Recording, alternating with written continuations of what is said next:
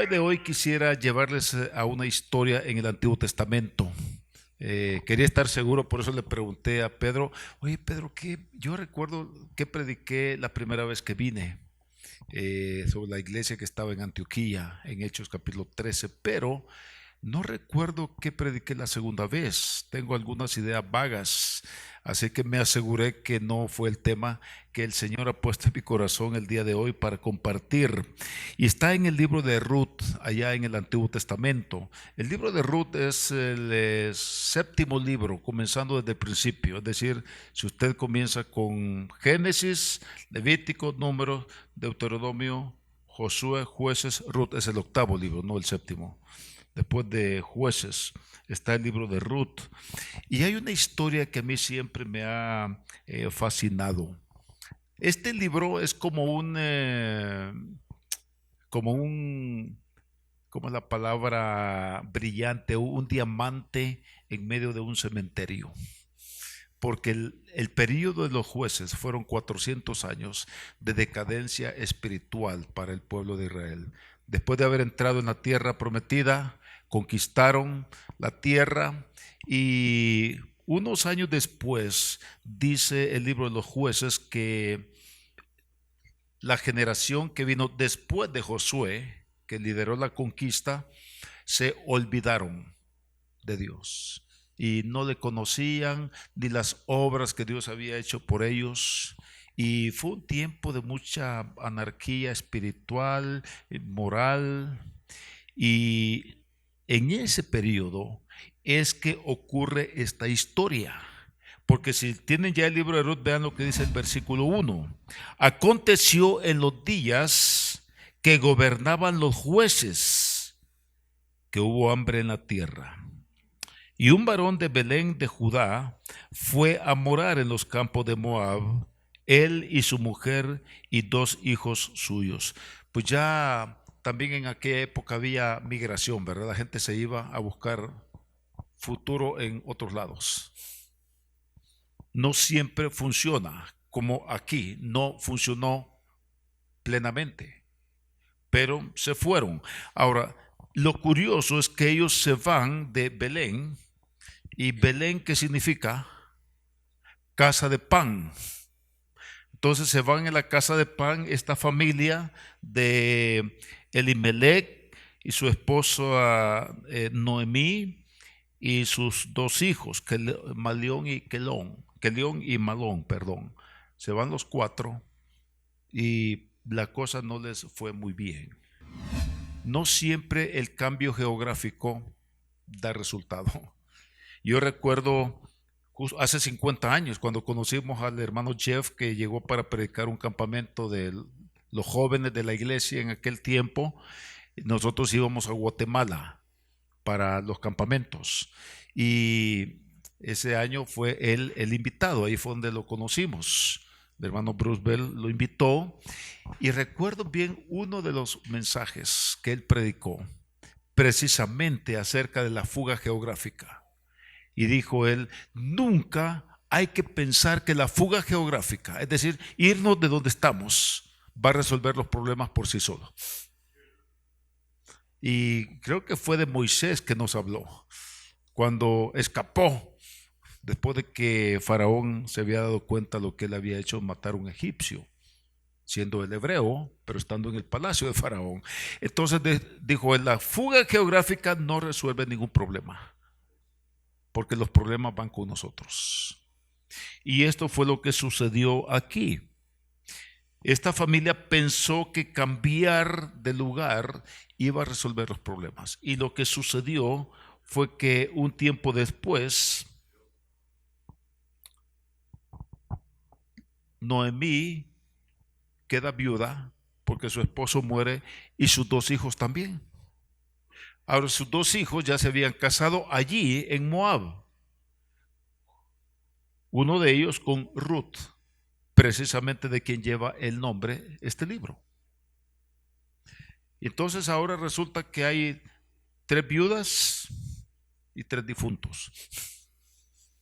Y Noemí, ya la viuda mayor, entonces dice, ¿qué hago yo aquí? soy extranjera, viuda, mujer, y en aquel tiempo pues la mujer era menospreciada en esos tiempos, en esa cultura. Y soy extranjera, ya viuda, no tengo futuro acá, pues mejor me regreso a mi tierra. Y decide regresar a Belén, a la casa de pan. Y entonces dice esto a sus dos nueras, Ruth y Orfa, las dos viudas de sus dos hijos. Pero ellas dos le dicen, pues, ¿qué nos quedamos haciendo nosotros aquí? Nos vamos contigo. Y entonces Noemí usa la lógica normal y decir, pues miren, ¿por qué se van a ir conmigo? ¿Qué futuro tienen? Aunque yo esta noche durmiera con varón y concibiera, porque era la costumbre en aquel tiempo que entonces las nueras podían esperar a los siguientes hijos de la familia, ¿verdad? Pero aunque concibiera y naciera un niño, y que se va a sentar a esperar que crezca, y cuando ya esté casadero, que lo van a jugar al póker o al parinón o la carta mayor, ¿qué? Para ver quién se va a casar con él y la otra. Y tratando de explicarles esto, y Orfa dijo, bueno, de veras, ¿verdad? Mejor me regreso a casa de mis padres. Por eso creo yo que ahí fue que surgió la palabra nuera, porque Orfa no era persistente, ¿verdad? Y se fue. Pero Ruth le dijo, no me pidas que me vaya, porque tu pueblo será mi pueblo y tu Dios será mi Dios. Y entonces Noemí dijo, bueno, esta es más necia de lo que pensé. Entonces, está bien, vente, pues vamos. Pero aquí es donde comienza la saga y el tema que nos interesa hoy, porque tenemos Noemí, una mujer, y su nombre es interesante porque significa placentera. Noemí parece ser que era una mujer muy alegre, muy jovial, muy jocosa, el alma de la fiesta, la reina de la fiesta de graduación, pues fue ella, ¿verdad? Noemí, placentera, porque los nombres se les ponían de acuerdo a cierta expectativa que los padres tenían o el carácter que iban mostrando. A veces cambiaban el nombre. No, no, no, tú no te vamos a decir, te vamos a llamar tal, decía. Porque, ¿por qué eres así? Dios les cambiaba el nombre a veces, como Abraham, a quien llamó Abraham, padre de multitudes, de acuerdo a cierto propósito que él tenía con ellos. Pero Noemí ahora regresa y es todo lo contrario. Vean lo que dice, si avanzamos por favor en el capítulo 1, aquí en Ruth. Y si tienen sus Biblias, por favor, háblalas, úselas. A mí no mucho me gusta que pongan los versículos, los textos aquí, porque entonces la gente lo que hace, cierra la Biblia. Y ahí va.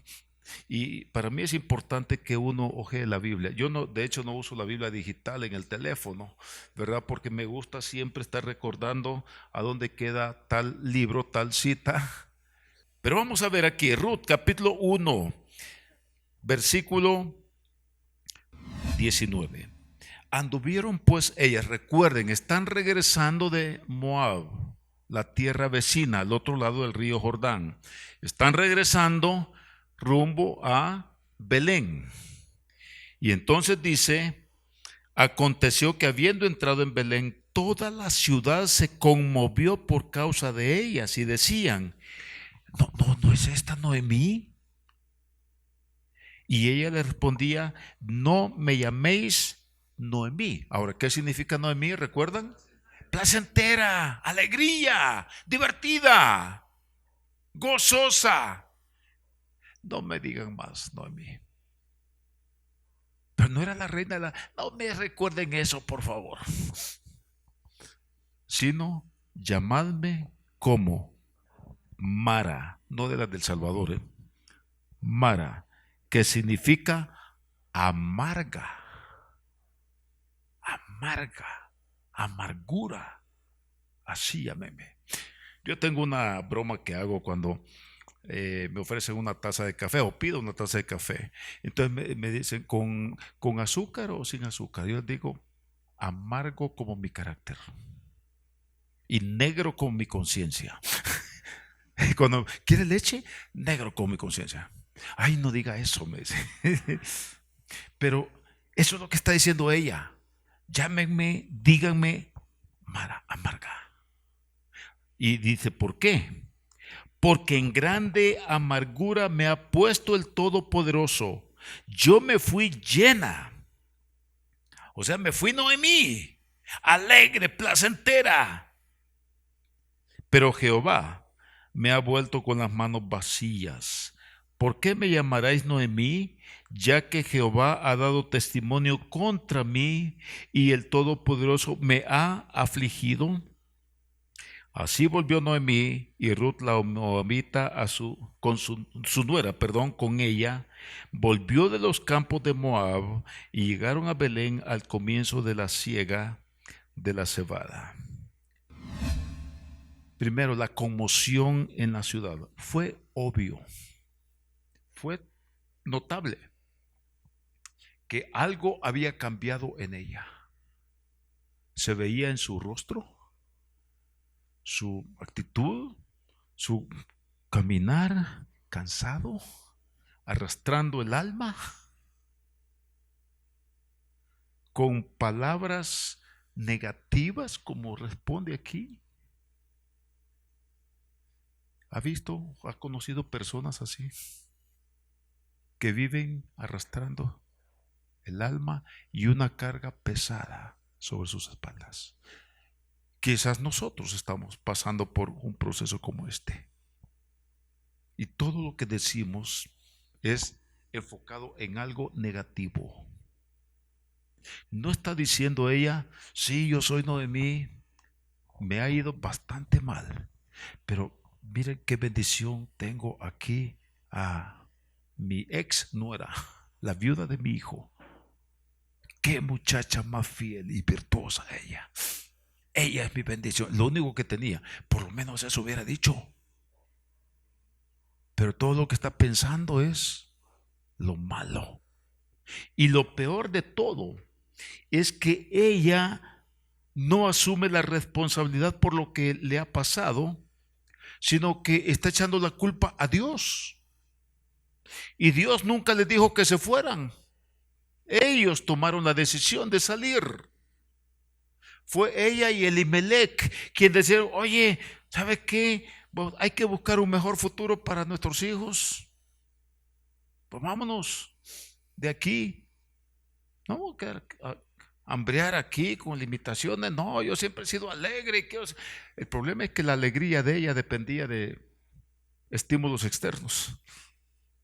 Que tuviera comida, que estuviera bien, que hubiera alegría, que hubiera música. Y si no había todo eso, como en este momento, entonces caía en Mara, en amargura.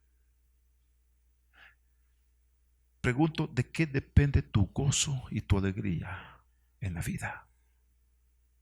¿Es un gozo gracias a o a pesar de?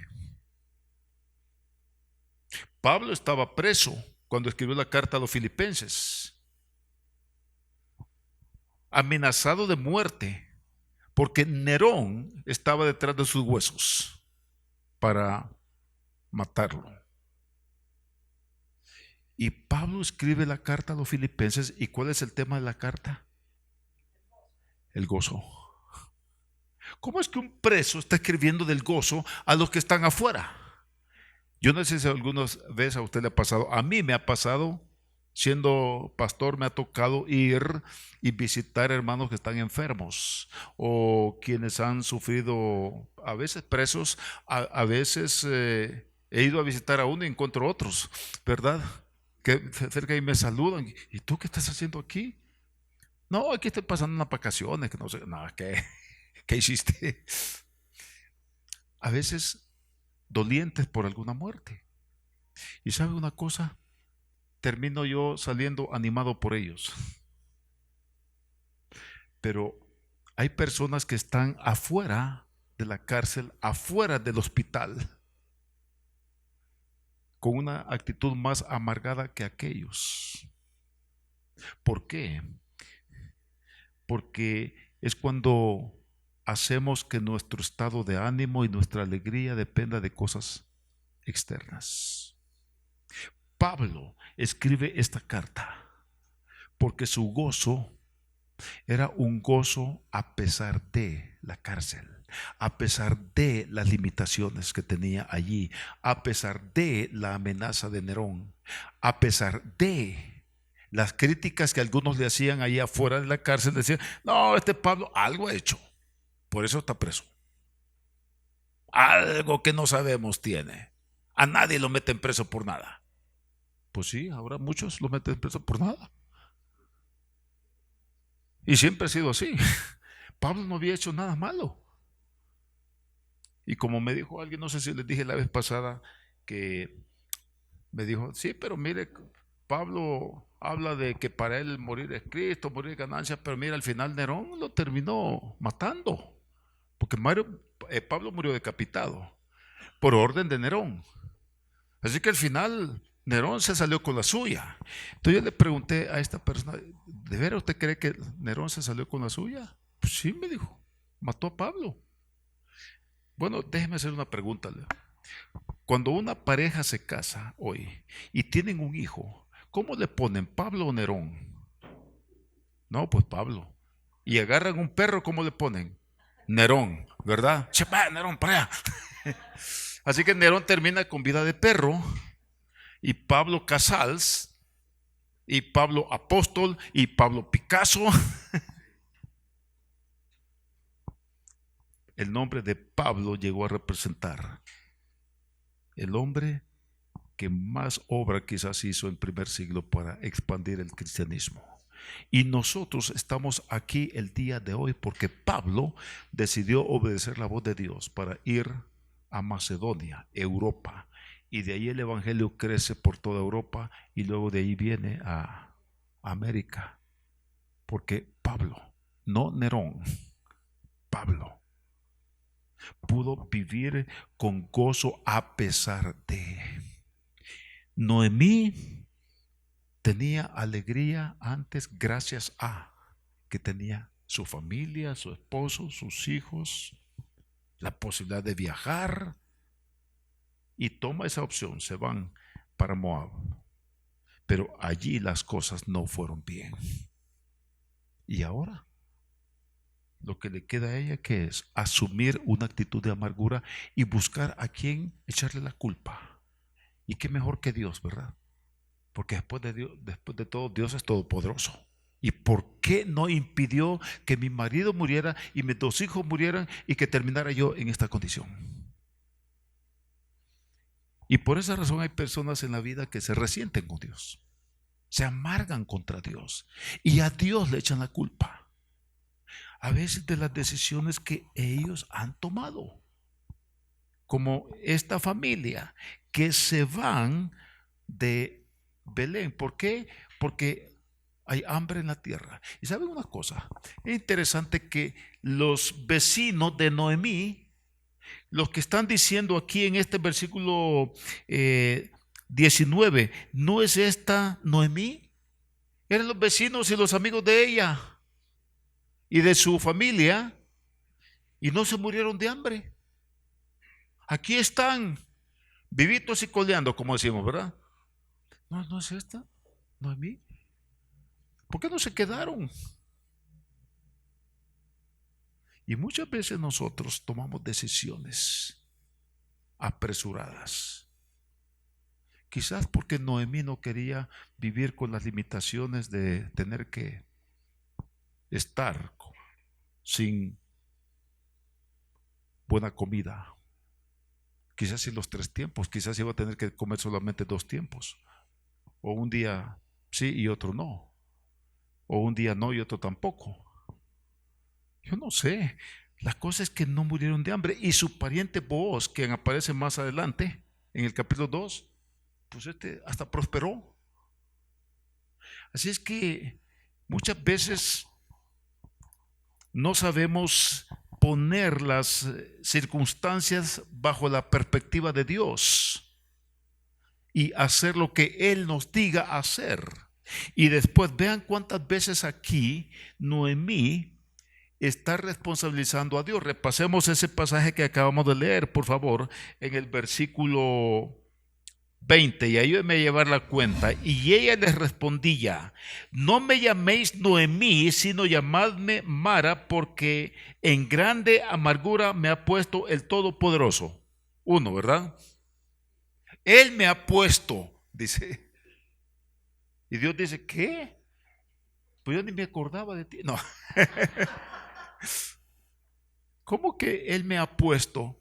Ella se fue a poner en la posición vulnerable, porque la orden de Dios para los hijos de Israel era nunca ir a los moabitas, a los amonitas y edomitas. Quedarse en la tierra, como hicieron sus vecinos y sus amigos y vos. Eso tendrían que haber hecho. Pero se van. Pero Él me ha puesto en amargura. Yo me fui llena, versículo 21, pero Jehová me ha vuelto con las manos vacías. 2. ¿Por qué me llamaréis Noemí? Ya que Jehová ha dado testimonio contra mí. 3. Y el Todopoderoso, 4, me ha afligido. Pues ¿cómo se ganó esta reputación Dios con Noemí? Por culpa de ella. Ella compró eso. Ruth, ¿qué le dijo? Tu pueblo será mi pueblo, tu Dios será mi Dios. Ruth no está pensando, pues no, ¿por qué me voy a ir con ese Dios que cómo trata a sus hijos? Ruth no está pensando en eso. Está pensando, el Dios de los hebreos, Él puede darme lo que yo no tengo aquí en Moab. Sí, tenemos pan, tenemos abundancia, buenos campos, pero sigo vacía. Y por eso voy a ir con Noemí. Y voy a ayudarle a ella a redescubrir a ese Dios. Hermanos, qué importante es aprender a sacar gloria de las cicatrices que llevamos. Cuando yo estaba pequeño, de 2 años, enfrente de la casa nuestra había un kindergarten. Vivíamos en un pasaje peatonal, no vehicular. Uno no salía a calle de vehículos, sino un pasaje peatonal con casas enfrente, ahí nomás. Y la señora que vivía ahí tenía un kinder en su casa, era maestra. Y entonces mi mami me mandaba al kinder esto, no porque era muy inteligente, sino porque era muy bandido. Entonces, en lugar de que estuviera dando lata aquí, que lo de allá, ¿verdad? Entonces me mandaban al kinder. Yo el más pequeño, de 2 años, si acaso 3. Y por supuesto el kinder comenzaba con 5 años. Así que la vecina, muy amiga nuestra, no, me ponía aparte, pero a la hora del recreo, pues yo me iba con todos a jugar. Y en una ocasión estábamos jugando algo de perseguir al otro. Y adivinen a quién iban persiguiendo, a mí, porque era el más pequeño y mis piernas no daban para correr tan rápido. Es que me venían siguiendo y yo desesperado que no me alcanzaba, no sé si era ladrón librado, mica o qué era, pero me iba siguiendo. Y voy viendo que la puerta, una puerta de hierro, estaba cada vez más cerca y se venía acercando a mí. O sea, me venía siguiendo por atrás y la puerta me venía siguiendo por el frente también. Y solamente recuerdo que pegué contra ella y partí la frente. Lo próximo que recuerdo es cuando yo estoy en una hamaca. ¿Conocen la hamaca, verdad? Estoy en la hamaca y mi madre está viéndome y curándome la frente. Y luego me llevó a la Cruz Roja para que me cosieran y todo esto. Y me quedó una cicatriz aquí, enfrente. Bueno, con el tiempo, con los años, pues la cicatriz se fue moviendo. Así que ahora me imagino que está por aquí más o menos. Pero ya me estoy quedando sin aficionados en el estadio, así que ya va a aparecer otra vez. ¿Verdad? Porque pues quedó escondida. quedó cubierta, pero ¿sabe una cosa? La que cicatriz allí está. No se ve, pero está. Y muchas veces nosotros no sabemos relacionarnos bien con las cicatrices. Y lo primero que se nos ocurre es ocultarlas, ¿verdad? Porque se ve fea la cicatriz. Pero está bien que hagamos lo mejor que podemos para ocultarla, especialmente si es una cicatriz fea, de mala apariencia. Pero no podemos negar su existencia. Y lo que sí debemos aprender es a sacar gloria de ellas. ¿Qué puedo aprender de las cicatrices en mi vida? Y Noemí, en lugar de sacar gloria de ellas o de minimizar su presencia, lo que está haciendo es que ella las muestra. Miren lo que Dios me ha hecho. Miren, busquen a mi marido, no está, se murió. Mis 2 hijos, tampoco. Y mostrando todo su dolor, mostrando su alma sangrando y tratando de afectar a otros. Miren, este Dios no es confiable. Miren lo que me ha hecho. Y ahora da testimonio contra mí. Yo me fui llena, me quitó. Y todo para ella es buscar a quién responsabilizar. Y qué triste una vida así. Porque va por la vida destilando su amargura, su dolor, su sufrimiento, en lugar de encontrar qué de esto puedo ocupar para la gloria de Dios. Hay una cosa que yo estoy grabando todos los días, domingo grabo algo del libro Apocalipsis, porque después de la pandemia, esta es la segunda vez que voy y ya vamos por el capítulo 15. Pero en el capítulo 5 hay una tremenda lección que yo aprendí hace algunos años en esto de las cicatrices. Porque cuando Juan llega a la presencia de Dios, al cielo, ante el trono de Dios, y dice que ve detrás del trono a un cordero como inmolado. Es decir, él le ve las cicatrices de su inmolación a Jesús, porque él es el Cordero de Dios. Y lo ve con las cicatrices de su inmolación, de su sufrimiento por nosotros. Y cuando Tomás, el discípulo de Jesús, quien cuando le dicen, oye, no estabas aquí, Jesús vino, apareció aquí entre nosotros, platicamos con él, comimos con él. Y no estabas, lo perdiste. ¿Y qué dijo Tomás? ¿Se acuerdan qué dijo? Si no metiere mis dedos en sus cicatrices y mi mano en su costado, no voy a creer. Y unos días después, 8 días después, Jesús les aparece. Ahora sí está Tomás ahí. Y entonces Jesús, mientras que Tomás lo ve y se está escondiendo detrás de los otros, Tomás, ven, mete tu dedo en mis manos, mete tu mano aquí. Ojo, Jesús ya está con su cuerpo glorificado después de haber subido al Padre la resurrección, y tiene sus llagas como evidencias gloriosas de su triunfo en la cruz. Y cuando sube al Padre, cuando le dice a María Magdalena allí en el huerto, no me toques que no he subido al Padre todavía para ser glorificado. Solo quería consolarte, porque estaba ya llorando allí en el sepulcro. No quería dejarte desconsolada, pero voy a mi Padre.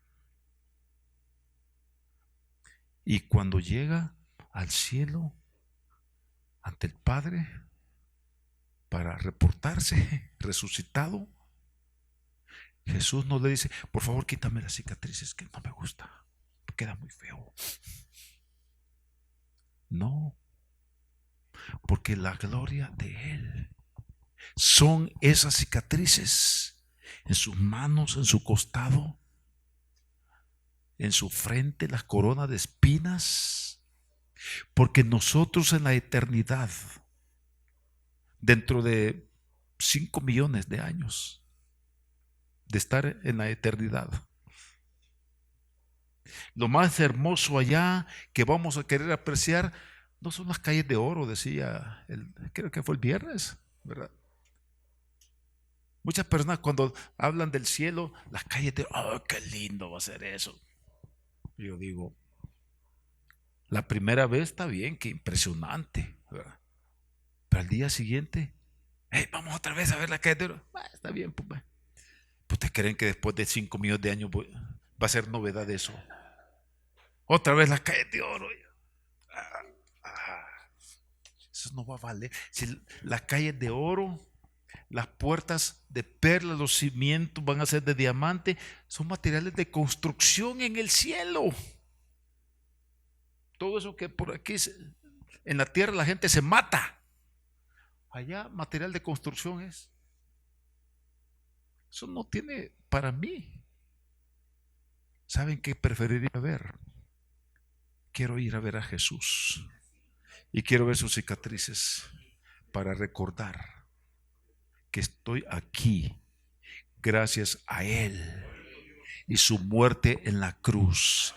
Eso es sacar gloria de las cicatrices. Esta mujer aquí lo que está haciendo es sacando gloria del sufrimiento, del dolor, de la amargura, de la pérdida, de su tontería, tomando decisiones que no debió haber hecho y no buscando cómo sacar gloria y victoria de esto. En el año 1986 y en el año 2000, con 14 años de diferencia, tuve la oportunidad de ir a Ámsterdam a un congreso que el hermano Billy Graham organizó para predicadores itinerantes, evangelistas, que vamos en varios lugares predicando, y eso me ha tocado a mí hacer como parte de mi trabajo ministerial. Y estuvo allí una, bueno, ya señora, iba a decir una chica, porque Joni Eareckson, no sé cuántos conocen la historia de Joni. Joni Eareckson fue una muchacha que a los 17 años, allá en el estado de Michigan, estaba en un día de campo, de paseo con su hermana y el novio de su hermana. Fueron y ella era una laguna y ella está en una plataforma de esas de madera que están allá adentro tomando el sol, y entonces decide darse un baño, zambullirse en la laguna. Y entonces se levanta y se zambulle y no sabe que la profundidad es demasiado corta. Entonces cae sembrada literalmente en la profundidad de allí nomás. Y su columna vertebral se cercena y queda con movimiento solamente en esta línea hacia arriba y todo lo demás muerto hasta el día de hoy. Y hay una película, busquen la película, está en hay un ministerio que se llama Johnny y sus amigos, Johnny and Friends en inglés. Creo que está en español. Yo compré la película en español para que mis hijos la vieran, pero en VHS. Y seguro está en DVD, tal vez ahora en línea. Johnny se llama. Y en la película se ve la historia de ella, cómo pasa por todo ese proceso. Los esfuerzos para ayudarle. 1967, la ciencia médica estaba avanzada, pero no tanto como al día de hoy. Está amarrada con unas cinchas en la cama del hospital, le daban vuelta como que era a la parrilla, algo así, le daban vuelta para mantenerla a ella con su orientación, ¿verdad? Y que cambiar su panorama y forzar algo ahí, no sé qué era el propósito. Y ella le pedía a su hermana una pistola para matarse, ni iba a poder, pero quería morirse. Y la película relata todo el proceso de renovación espiritual. Una chica de iglesia, iban a la iglesia por tradición, y su conversión realmente al Señor y su conversión a entender la gloria de sus cicatrices en la columna vertebral. Y ella aprende a pintar, tomando el pincel con sus dientes, y hace unos cuadros que si uno no sabe, cree que lo hizo un pintor con sus manos. Todo se ve ahí en la película. Ha escrito no sé cuántos libros. Hay uno que se llama Johnny, el primero, que trata la historia, pero luego ha escrito otros, ha filmado no sé cuántas películas, canta bellísimo. Yo compré el cassette y con ese cassette dormíamos a nuestros hijos. Una voz preciosa. Y ha viajado por todo el mundo hablando a personas minusválidas o de capacidades especiales, les dicen ahora, dándoles esperanza desde su silla de ruedas. Fui al taller de ella allí en Ámsterdam, y está en un momento dado dramatizan con su hermana, la hermana con la que fue a ese paseo, y su hermana está ahí enfrente y ella está aquí en su silla de ruedas, su hermana en una silla, están dialogando el tema, y entonces su hermana de repente, ella tiene un micrófono acá, Johnny, y su hermana comienza a hablar y su micrófono lo pone acá. Y entonces de repente Johnny, con el movimiento que puede hacer, le levanta el micrófono y le dice, aquí hay que ponerlo. La discapacitada sabe mejor que su hermana con sus dos manos cómo comunicarse, porque ella tiene este movimiento y su silla de ruedas es motorizada.